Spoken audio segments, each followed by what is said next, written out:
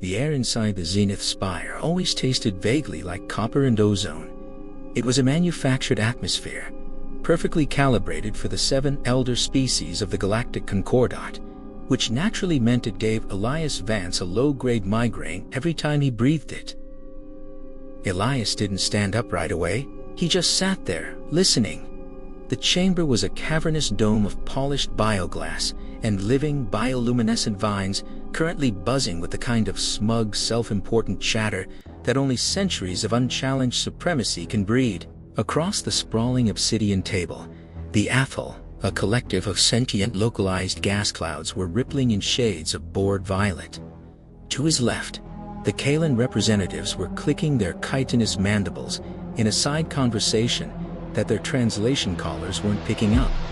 Probably talking about the local weather, or more likely debating how much to tax Earth's next export shipment. Elias was 58.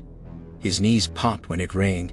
His hair had surrendered to a distinguished, exhausted gray about a decade ago, and right now, looking at the assembled rulers of the known galaxy, he felt every single one of those years pressing down on his chest. 20 years. 2 decades of playing the polite, primitive neighbor. 2 decades of smiling until his face ached, while these aristocrats treated humanity like a collective of clever apes who had accidentally stumbled upon faster than light travel. "I think we're done here," Elias said. He didn't shout. He didn't need to. The sheer flat exhaustion in his voice acted like a dampener. The mandible clicking stopped. The Athol clouds froze mid-ripple. Every eye, compound optical cluster and thermal sensor in the room swiveled toward the human delegation's small, purposefully uncomfortable corner of the table. Prime Adjudicator Vrelzan leaned forward. Vrelzan was a towering figure, all iridescent purple scales, 4 double-jointed arms, and the kind of patronizing smile that made Elias want to throw a chair. "Ambassador Vance, come now. We all experience emotional friction. Sit down. Have some of the synthesized nectar. Your species is so delightfully prone to blood sugar crashes." A few muffled, clicking laughs echoed through the chamber. Elias didn't sit. He felt a weird, cold calm washing over the base of his neck. It was the feeling you get right before you pull the ripcord, knowing you packed the parachute yourself. Instead of sitting, he reached across the table and tapped the surface of a data slate. It wasn't his. Vrelzan had left it sitting there, carelessly unencrypted, because who bothers to lock their digital doors when the only people around are the primitive humans? The slate projected a crisp, 3-dimensional holographic map into the center of the table. It was the Tantalus sector. Specifically, the 3 human deep-core mining colonies that were currently producing 70% of the Concordat's raw metamaterials. Overlaid on the map were Concordat military troop movements, blockade vectors, and a beautifully formatted annexation schedule. "I don't think my blood sugar is the issue, Vrelzan," Elias said, his voice dropping an octave, scraping against the silence in the room. He tapped the glowing officially stamped seal of the Concordat hovering over the hologram. "This doesn't look like emotional friction. It looks like you're planning to steal our bedrock while patting us on the head and calling us good little allies." The color drained from Vrelzan's scales, leaving them a sickly bruised mauve, the physical manifestation of utter humiliation in his species. The other 6 council members whipped their heads toward the Prime Adjudicator, not angry about the plan, Elias realized with a sickening jolt, but angry that the human had seen it. That is a hypothetical logistical simulation," Vrelzan stammered, 2 of his hands fluttering nervously. "A war game. The Concordat military runs millions of such algorithms to ensure galactic stability." "Bullshit." The word cracked like a whip. It didn't come from Elias. It came from Captain Maya Lin, Earth's military attaché. She stood up, slamming her palms flat on the table. Maya was 32, missing half of her left ear from a plasma burn, and had absolutely 0 remaining patience for galactic politics. "A hypothetical simulation?" Maya sneered, her dark eyes locking onto the massive gray form of Councillor Kura, a being who looked like a cross between a boulder and a squid. Is that what it was last year? When we lost 4,000 human pilots holding the line at the Orion Ridge against the Scourge, you promised us Tier 1 trade status if we bled for your trade routes.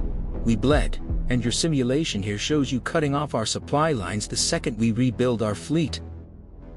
Kuro waved a thick, wet tentacle in the air, a gesture of profound dismissal. Your little ships were barely adequate, child. Without our tactical algorithms, your people would still be throwing combustion engines at each other. You are ungrateful. We elevate you. You don't elevate us, Elias interrupted, his voice terrifyingly soft now. You use us.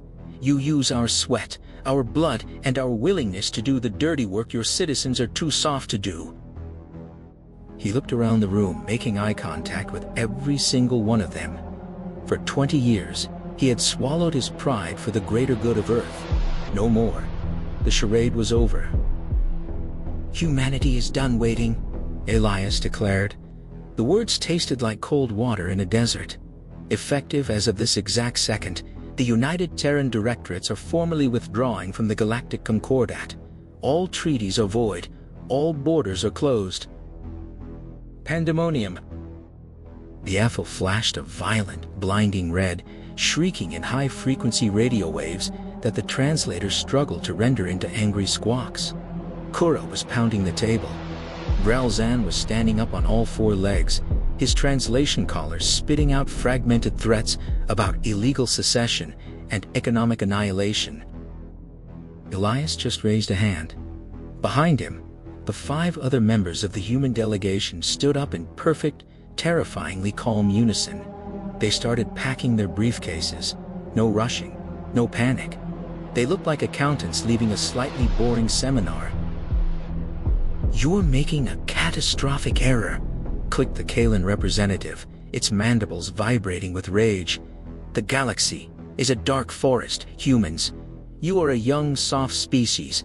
You cannot survive the wolves without our walls. Elias allowed himself a small, genuine smile. It didn't reach his eyes. We've learned a lot sitting at this table. Mostly, we learned that the wolves aren't out there. He pointed a finger at the center of the table. They're sitting right here, in very nice chairs. Maya Lin reached into her uniform pocket and pulled out what looked like an oversized matte black thumb drive. She didn't plug it into anything. She just pressed her thumb against the biometric pad on its side. Every single holographic display in the Zenith Spire died. The emergency lights kicked in, bathing the room in a sickly yellow glow. When the screens finally rebooted a dozen seconds later, they were completely blank. The Concordat's central database, the unimaginably vast archive of every trade route, planetary defense grid, and population metric regarding human space, was gone. Wiped clean by a localized data phage Earth's best minds had been quietly slipping into the network for a decade. We'll protect our own, Elias said into the stunned, flickering silence. If you ever decide you want to talk to us like equals, you know where we live. Until then, don't call. He turned and walked toward the massive vaulted doors of the chamber. The delegation followed, a tight V formation of dark suits and military uniforms. As the heavy bioglass doors hissed shut behind them, sealing off the shouting and the chaos, Elias let out a breath he felt like he'd been holding since he was 30. He looked at Maya as they strode down the hyper-polished corridor toward the docking bays.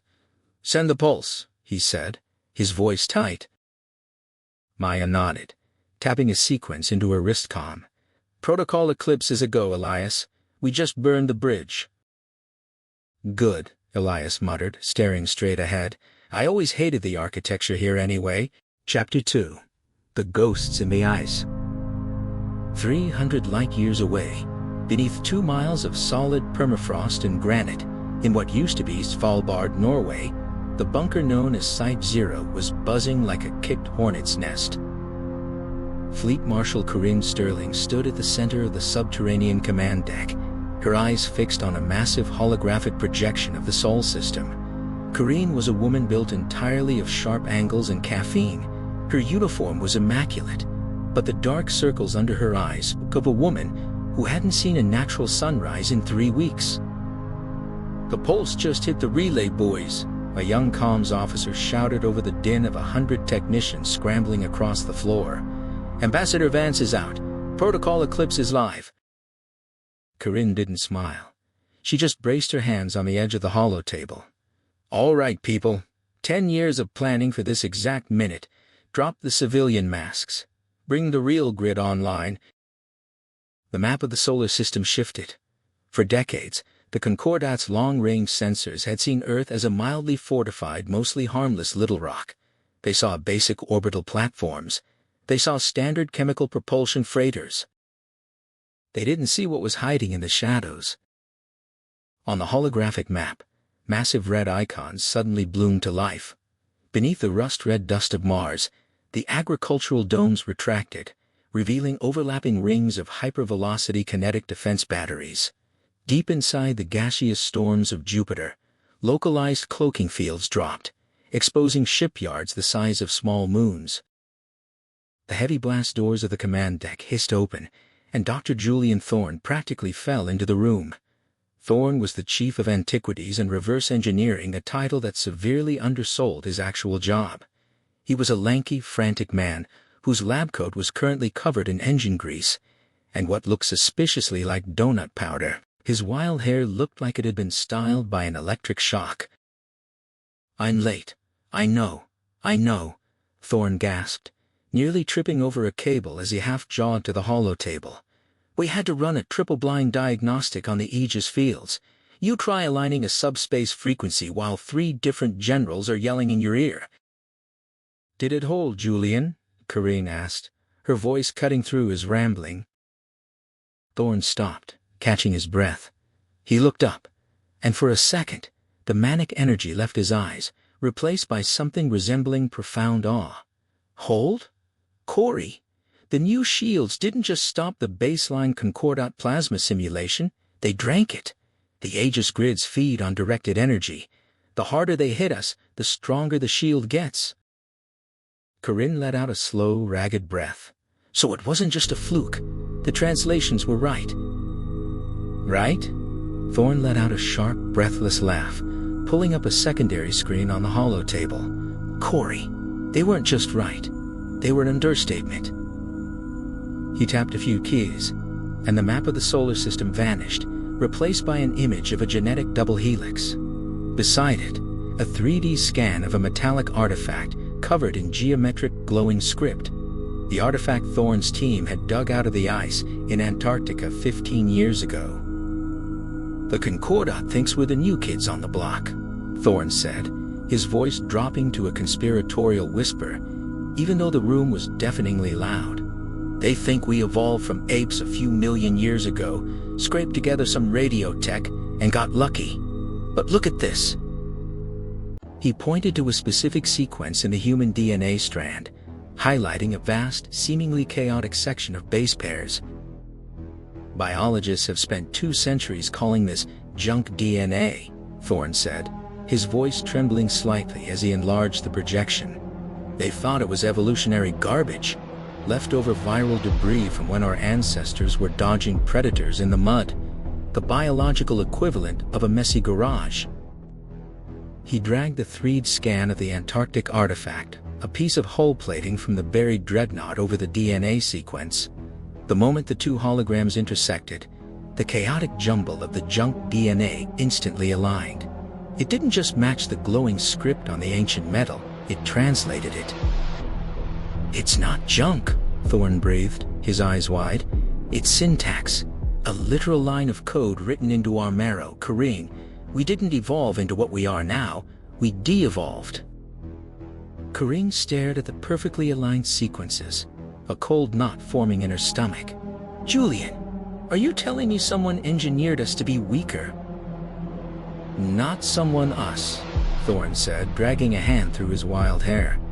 "Look at what this specific sequence does. It's a biological dampener, an epigenetic shackle. They didn't just hide their ships in the ice, Corey, they crippled our biology to match.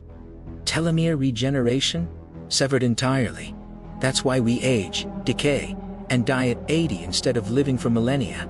Synaptic plasticity for higher dimensional spatial awareness. Brutally capped. We effectively lobotomized ourselves so we couldn't perceive the fold space geometries our ancestors navigated as naturally as walking. He paused, letting the sheer, terrifying weight of the revelation sink in. We made ourselves mortal, frail, and delightfully ignorant. But why? Corinne asked quietly. If we were gods, why put ourselves in a cage? We don't have the full picture yet, Thorne admitted, rubbing his grease-stained forehead. But from what the Aegis databank suggests, we were becoming something cold. The records mention a great quiet, a collective decision to quarantine ourselves. We had conquered death and distance, but in the process, we lost empathy. We locked away our tech and altered our own genetic code to essentially wipe the hard drive. We put ourselves in a cosmic timeout so we could relearn how to bleed, how to grieve, how to be human. Corinne looked at the helix spinning lazily in the air. A lock implies a key. Are you saying we're stuck like this? That's the most brilliant part, Thorne said, a manic grin breaking across his face. It's a timed release capsule, an evolutionary alarm clock. The dampener was programmed to degrade slowly over 50,000 years. Every major leap in our history, the discovery of fire, the wheel, the splitting of the atom, our sudden grasp of FTL mechanics.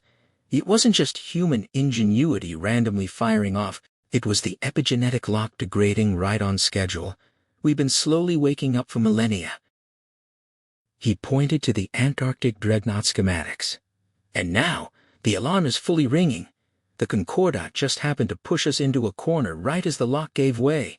When my team touched that black metal hull down in the ice, the ship didn't just turn on. It recognized our blood. It read the degraded lock in our DNA and registered us as the original owners. It's been waiting for us. A sharp beep from the main console interrupted them. Marshal, the comms officer called out. Ambassador Vance's shuttle has cleared the local jump gate. He's inbound to Earth. And the Concordat? Corinne asked, snapping back into military mode, though her mind was still reeling from the thought of the genetic shackles falling away. They're scrambling, ma'am. Sensor shadows show massive confusion at the Zenith Spire. They think we're going to come crawling back, crying about our crashed economy. Corinne looked at the map, at the thousands of hidden retrofitted ships coming online across the solar system. The engines humming in the dark weren't stolen alien tech. They were human, ancient, terrible, and awake. Let them think that, Corinne said, a predatory glint in her eye. Execute Phase 1 of the silent departure. All civilian freighters fall back to the Sol defense grid. Bring the Dark Fleet online. The Concordat wants to treat us like children? Fine. But they're about to find out exactly who their parents are. All across the solar system, hidden in the shadows of craters and the rings of gas giants, the lights of 10,000 ships flared to life. Not the crude, sputtering chemical thrusters the aliens were used to seeing.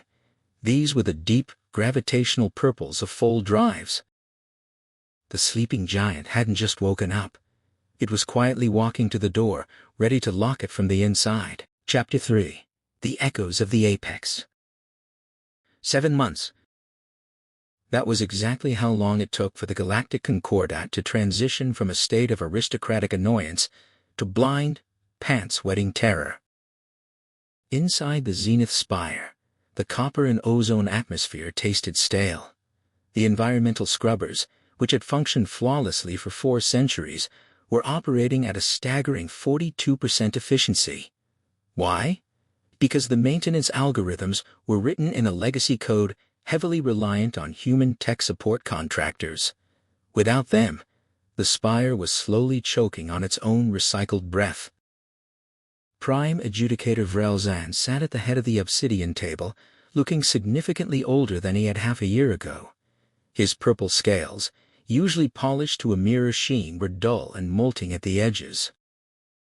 "The Epsilon 9 reserves," he rasped, staring at a physical paper report, because the holographic network was still throwing glitch fits every time someone tried to render a 3D graph.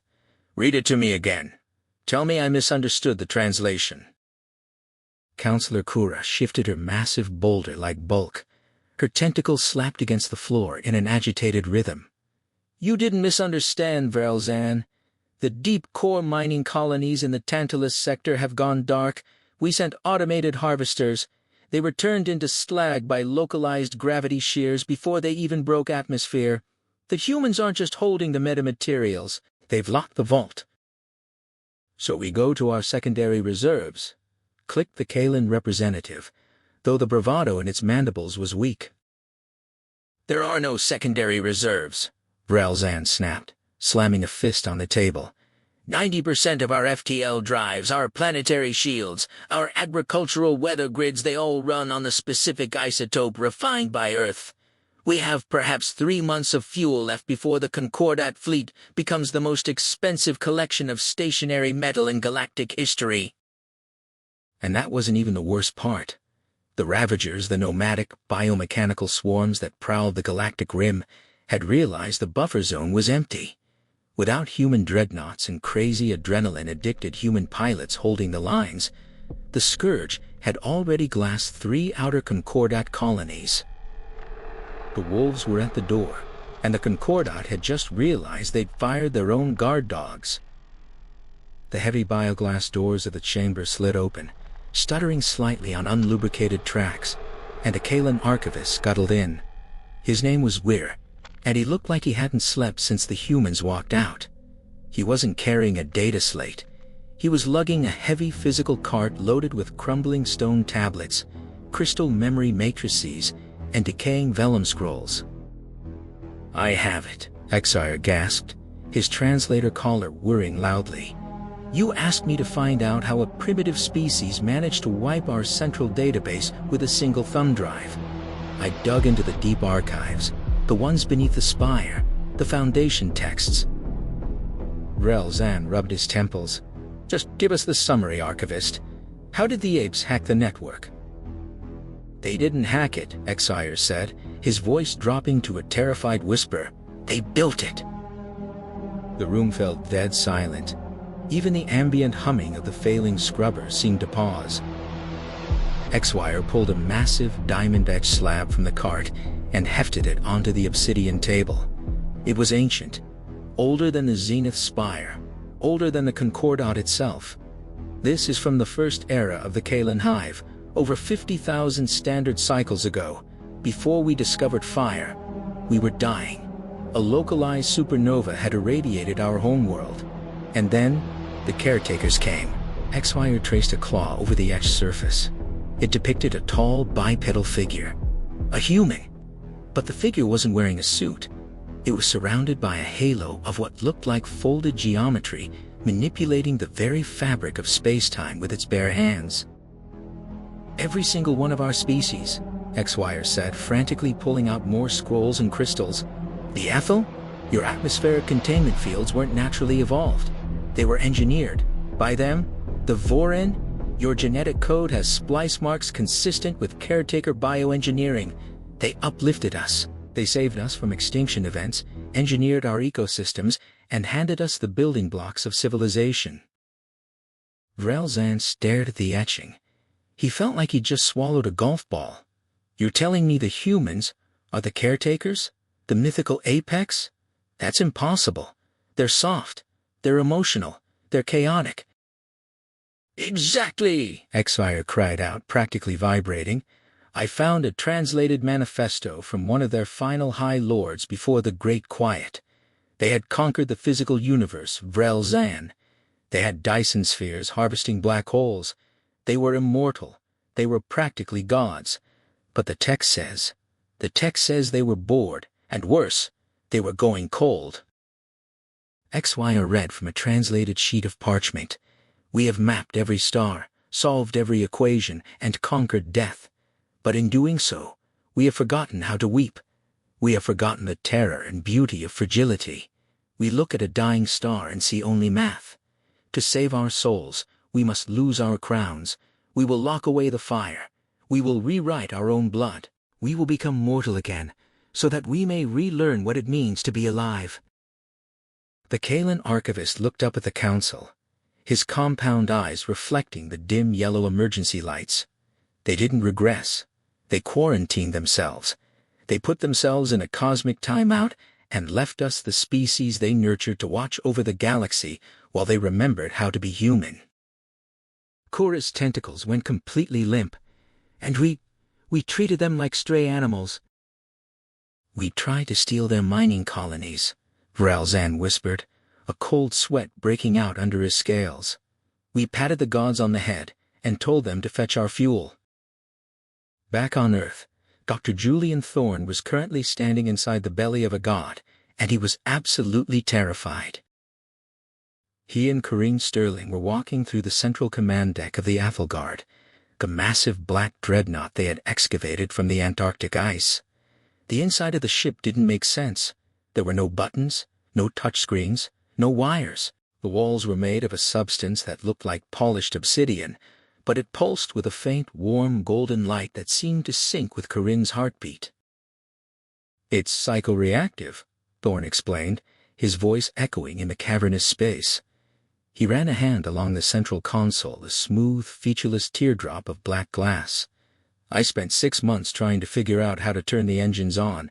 I tried electrical currents, plasma induction, quantum key cracking. Nothing."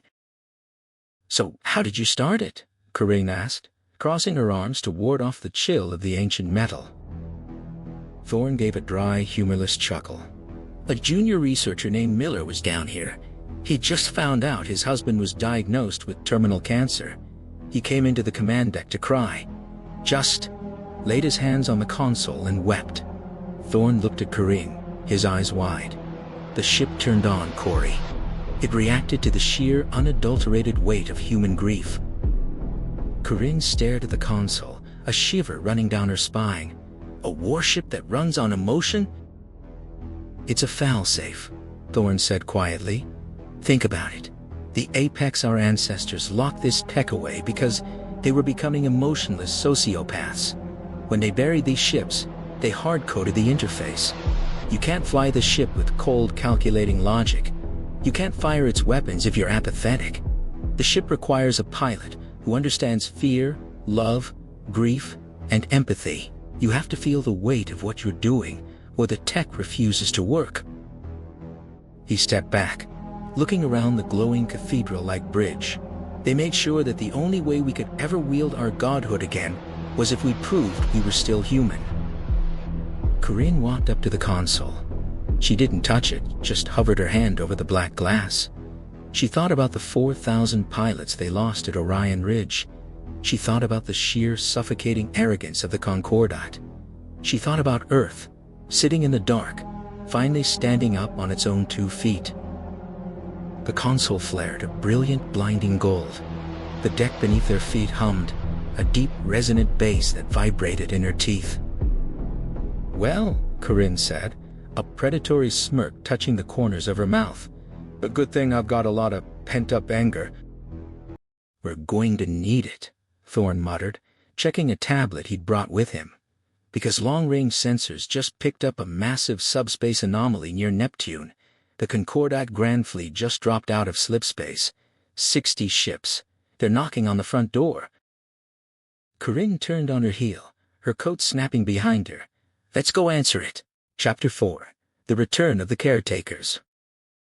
Fleet Commander Zith of the Concordat Armada did not want to be here. He was a career military officer, a Voran who had spent 70 cycles fighting the Ravager swarms. He knew tactics, he knew supply lines, and he knew that right now, his 60 ships, the vaunted Grand Fleet, were running on fumes. They had scraped together the last reserves of Epsilon 9 just to make the jump to the Sol system. Their orders, direct from Zenith Spire: intimidate the humans, re-establish control, bring them back to the table. "We are holding position past the orbit of the gas giant, Neptune," Zith's tactical officer announced. "Passive sensors are sweeping the system. I'm reading strange thermal blooms near the 3rd planet and the asteroid belt. Sir, the readings don't make sense. It looks like background radiation, but it's structured." "Show me," Zith grunted, leaning over the holotable. The projection flickered to life. Earth looked the same, but floating in the void between Earth and Mars were thousands of black voids. They weren't reflecting light. They were eating it. "Are those ships?" the tactical officer asked, his voice cracking. Before Zith could answer, the comms console shrieked. A massive, unencrypted broadcast was flooding every frequency on the Concordat fleet. The main view screen on the bridge forcibly overrode itself, dissolving from a view of the stars into the face of a human. It was Elias Vance. He wasn't wearing his ambassadorial suit anymore. He was wearing a dark, high-collared military tunic that looked ancient, yet perfectly tailored. "Commander Zith," Elias said. The audio quality was terrifyingly perfect. It sounded like he was standing right next to Zith's ear. "You're trespassing in quarantine space. I strongly suggest you put your fleet in reverse." Zith swallowed hard, puffing up his chest to project authority. "Ambassador Vance, we are here under the authority of the Galactic Concordat to—" "I don't care why you're here," Elias interrupted, his voice dropping to a terrifyingly calm register. "You brought warships to our porch. We're asking you politely once to get off the lawn." Zith sneered, though his scales were turning a nervous shade of gray. "You think you can dictate terms to the Grand Fleet? You have chemical rockets and repurposed freighters. We have plasma lances that can boil oceans." Elias actually laughed. It was a short, sharp sound. "You're right, you do, but we have something else." Elias looked slightly off camera, nodded once and said, "Show them." Space tore open. There was no flash of light, no warning klaxon.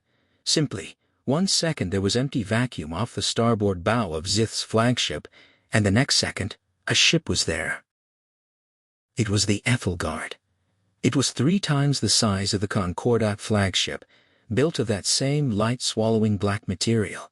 It didn't look like a machine. It looked like a monolithic blade carved out of the dark between the stars. "Sir," the tactical officer screamed, panicking, "I'm reading gravity spikes. It's charging weapons, but the energy profile is impossible. It's drawing power from a localized singularity." From the nose of the Ethelgard, a thin, silent beam of distortion shot out. It didn't hit the Concordat fleet. Instead, it struck a rogue asteroid roughly the size of a small moon, floating a few thousand miles away.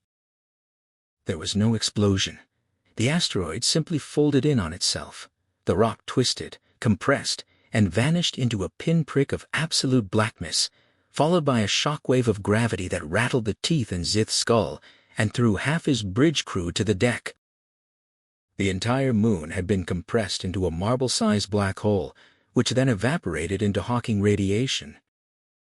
On the view screen, Elias Vance leaned forward. "That was a warning shot, Zith. The next one targets your engine cores.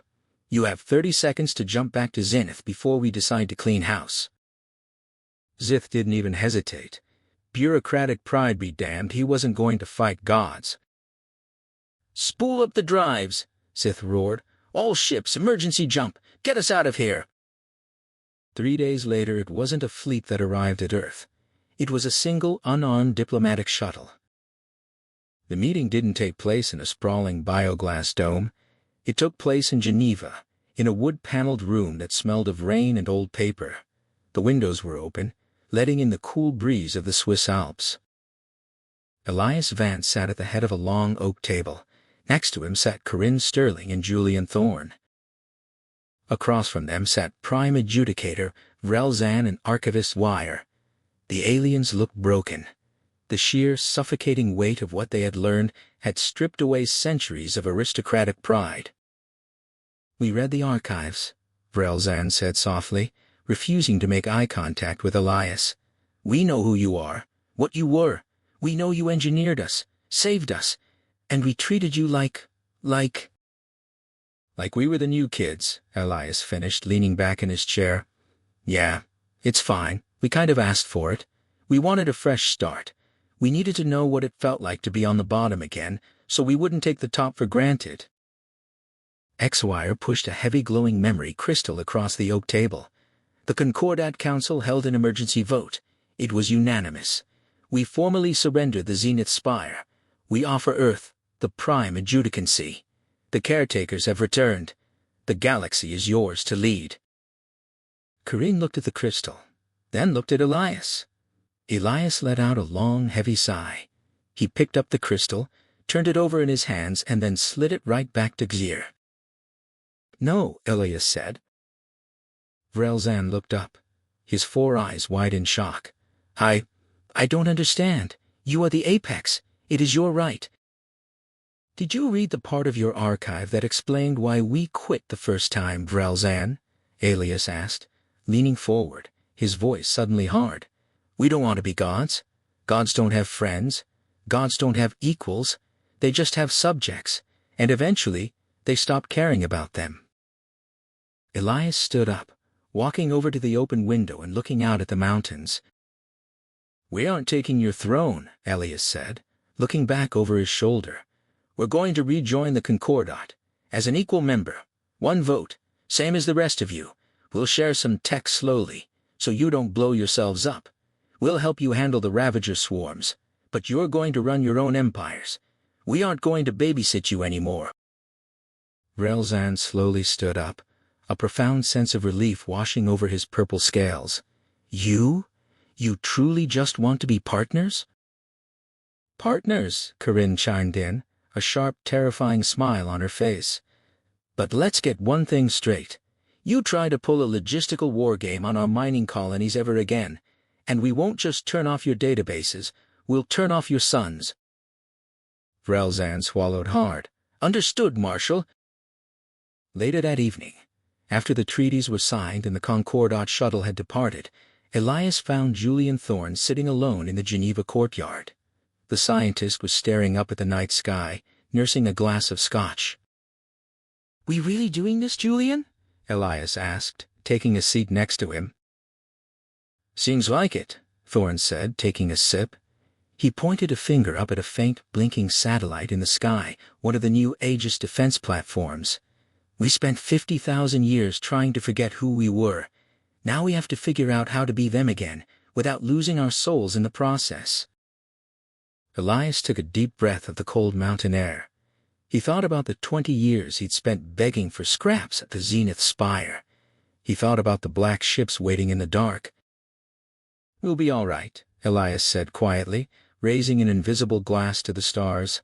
"After all, we've got a lot of practice being human.